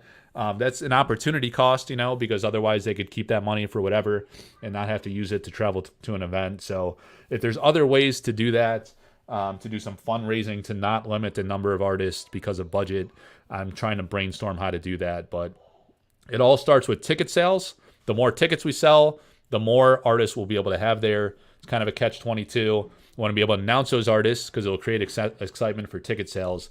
But if you guys are definitely going regardless, just because you want to play at the event, just because you want to meet community members, buy, sell, trade, play the game, learn to play the game, play competitively, there's going to be something for everybody at this thing. And it's Vegas. It's going to be a wild, like, incredible experience. We'll be having dinners. We'll be hanging out at the bar afterwards. We'll probably have a wild pool party with Dan the Frogman. I don't know. There's pools, man. The pool scene's wild in Vegas. So I'm half kidding about a pool party, but it seems like after the event winds down at night, his odds a pool party could break out. You never know. Vegas is 24/7, guys. There's going to be wild 24/7 action. All right, planning on coming, first event ever. So get your tickets, lock them in as soon as possible. It really helps us with the planning, with coordinating events, with coordinating guests. We want to get sorcery artists. I'd also love to get some altarists. Maybe some of the best of the best, greatest altarists. Atlas Thorn. I'm trying to see if he wants to come. Maybe Dustin Brossard. Unfortunately, Kyle and Vivian will not be able to come. The other challenge is these international artists need to get visas and passports to be able to travel and come to the U.S. and vend and just travel here, period. And the timeline for that takes several months, so I don't think Kyle's going to be able to pull it off. Every region's different. He's in Brazil, so it might be a little different for him versus Europeans. But I'm trying to get some really big-time European artists to come and to be able to lock them in and be able to get squared away with passports and visas to do that as soon as possible. Summer beta box breaks. I mean, if there's interest in breaks, I'd love to try to help with alpha or beta breaks. But yeah, you're right. Maybe that's a good way. Like any profit margin I could make on that, I'd be happy to donate to help the artist too. or if others from the community have any ideas on how to help sponsor artists, please let me know. Like, we're open to any ideas. Again, like, space is not a factor, and I'm trying to come up with ways that budget will not be a limiting factor, because the more artists that come, the more exciting and fun the experience is going to be. This is really a big time, high profile event. There's going to be a lot of people. They already sold like over 100 tickets. I think they have capacity for 500-ish. I think their goal, I don't want to say what their goal is. It's definitely a few hundred. My goal is 500. 500 all the way to the max every time. And it's going to be nuts because it's Vegas. All right. So just do what it takes. All right. It's going to be good, guys. It's going to be huge. All these events are super fun. Meeting people you've been talking to on Discord, on Facebook. It's just a wild time. Like, it's a whole new energy, a whole new level when you meet in person. You get to hang out and spend quality time with each other. That's what life's all about. That's what TCGs are all about. It's about connecting with people, about enjoying something together. It really takes things to another level. So I hope you consider it. I hope you commit to it soon. Get your tickets. Make your plans. The room rates are unbelievably good deal. A couple $100, I think it is. I'm paying like $400 to $500 a night just to go to freaking, like I told you, like these dumps on the East Coast, these beaches with the family. You know, they're gouging me over here. It's cheaper to go to Vegas. Maybe we'll just go to Vegas. I'll introduce Jack. I'll throw Jack into the wild. Give him some real life experiences in Vegas. Save some money next year. There are 8,000 in the Sorcery Discord. Yeah, should be able to get at least 200 there. Dude, we're going to be promoting it all over the place. All over the place. Sophie, we're just getting warmed up. My streams, I'm under the 2-hour barrier. This is like, this is a very short stream. Very short. My goal was a 30-minute intro. I think it was about 36 minutes, so I feel like a hero that it wasn't 45 to 50. Well, although we were close to, actually, I take it back. We were close to an hour before I got into the sample break. But there was a lot to discuss. There's a lot of fun. A lot of original paintings coming, artist proofs, altars. I wanted to show the bearish cases too. I don't know. The wife's gonna snap my neck any minute here. Let me just show them really quick. So the Bearish brothers were at the Baltimore event as well, and they had all the goods, right? So they commissioned Severin Pinu to do these acrylic, their new logos. This was their logo, right? They had the bee with the bear. So they did a bear for every game that they carry. And they have, of course, Sorcery. They have Magic. They have Pokemon. They have Yu-Gi-Oh! They have One Piece. They have... what are these other junker games that don't make any sense? Oh, man. What are these other goofy games that are out there? I know I'm missing one. They have like 7 games they carry. I probably shouldn't disparage the other games. But, like, these cases are amazing. And, so I don't know. They either reached out to me or I reached out to them. I forget. But we decided to work out this affiliate deal where if you use the discount code ARTHOUSE5, all capital letters, ARTHOUSE, all one word, 5, you get 5% off. And then if you're in the Collector Arthouse Patreon, you get 10% off. There's a special exclusive code for Patreon members. So again, I try to come up with these mechanisms where the subscription for the Patreon pays for itself through affiliate deals with the best possible discounts. So if you're getting these cases anyway and you want to display your product, you get enough of a discount to pay your Patreon fees. And then also, like, you know, deep discounts on sealed product offers and stuff like that. So this is the pre-con deck case. Really awesome. So it's funny. There's a guy on Facebook. He was like, dude, Mike, when Mike showed these, there was no logo on it. What is this with the logo? You know? So I apologize for that. But the thing was, I had these prototypes months ago. Before they went to mass production, we worked out this deal together. And I was like, they sent me these samples. And I was like, guys, this product is sick. They actually drove down here from York, Pennsylvania. They came to Northern Virginia. I met them for lunch during work one day. We went to this barbecue joint. They had a duffel bag with all their products, right? And they showed me all these different products of these cases. And they showed me these versus others. I had experience with other cases that weren't bearish. And, you know, they were all kind of clunky in some way. They have these big, thick magnets and stuff. All these things that, like, detract from the aesthetics or the functional use of them. So I was really blown away by this mechanism here where they have this door contraption. So first, back to the logo. You load these from the bottom, right? So the logo, think about every product you own. They all have the company logo on it. That's common. Why would you not do that? That's like marketing 101. A sorcery pack has the logo on it, right? The box, it says sorcery on it. Like every product. Look at anything in your house you ever bought. It has the company logo on it. But they put it on the bottom because you display it like this, right? So when it's on your shelf, you're looking at this vantage point, and then the bottom is down here with the bearish logo. So it sits on the bottom, no logo, right? It's irrelevant. But when you take it out of the box, or if you go and you transport it, you show it around to somebody, you're like, hey, here, this is my bearish case, right? So there's the logo. So the door just slides right out. It's a great design, and it just fits perfectly, right? It's measured fit to form, and it's a pre-con deck. This one's open. Got some loose stuff in there. So you just load it from the bottom like that, and then you just slide the shutter door on. It goes in there seamlessly, and then you just got to align it to the groove. And there you go. Just slides right in there. Boom. Done. And then you put it like this. It does come with like these little sticker things. So if you're transporting it, you don't have to like put a sticker on there. It's loose enough to like easily be able to come out and put back in. And when usually it's a sealed product. This one's not sealed. So it usually has more weight to it when this is loaded with the pre-cons.